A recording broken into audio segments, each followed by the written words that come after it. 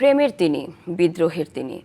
এক হাতে বাঁকা বাঁশের বাঁশুরি, অন্য হাতে রণতুর্য নিয়ে জাগরণের তিনি।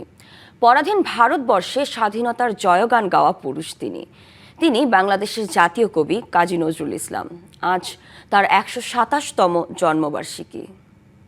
সাম্যের গান, যেখানে আসিয়া এক হয়ে গেছে সব বাধা ব্যবধান।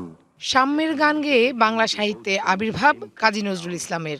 গাহি সাম্যের গান, কে তুমি পার্সি জৈন। ১৩০৬ বঙ্গাব্দের ১১ই জ্যৈষ্ঠ কাজী ফকির আহমদ ও জাহেদা খাতুনের ঘর আলো করে পৃথিবীতে আসেন তিনি। নাম রাখা হয় কাজী নজরুল ইসলাম, তবে আদরের নাম দুখু মিয়া। পিতার মৃত্যুতে অভাব অনটনের সংসারে শৈশবেই থেমে যায় কবির লেখাপড়া। পরবর্তীতে গ্রামের মক্তবে পড়াশোনা করেন এবং স্থানীয় লেটর দলে যোগ দেন। সেখানেই মূলত সূচনা হয় তার সাহিত্য ও সঙ্গীত চর্চার।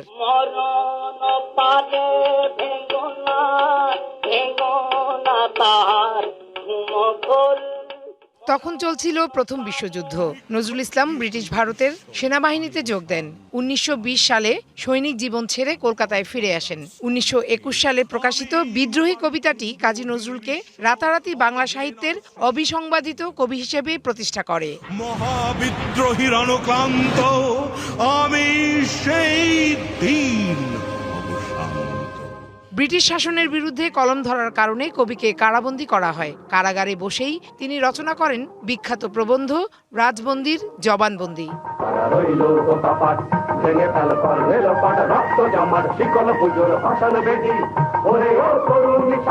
নগদ নিয়ে এলো হার না মানা হার অফার। সর্বনিম্ন ১০,০০০ টাকা রেমিটেন্স নগদে পাঠালে থাকছে স্বর্ণের হার জেতার সুযোগ। লেখালেখি, গান সব মিলিয়ে একটা ঝোড়ো জীবন। সেই জীবনে ১৯৪২ সালে মাত্র ৪৩ বছর বয়সে জটিল এক রোগে আক্রান্ত হন কাজী নজরুল ইসলাম। ধীরে ধীরে হারিয়ে ফেলেন বাকশক্তি ও লেখার ক্ষমতা।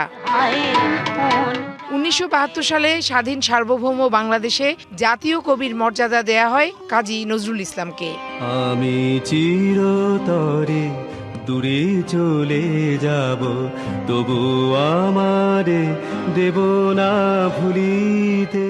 ১৯৭৬ সালের ২৯শে আগস্ট ঢাকায় মৃত্যুবরণ করেন কাজী নজরুল ইসলাম। ঢাকা বিশ্ববিদ্যালয়ের কেন্দ্রীয় মসজিদের পাশে চিরনিদ্রায় শায়িত করা হয় তাকে।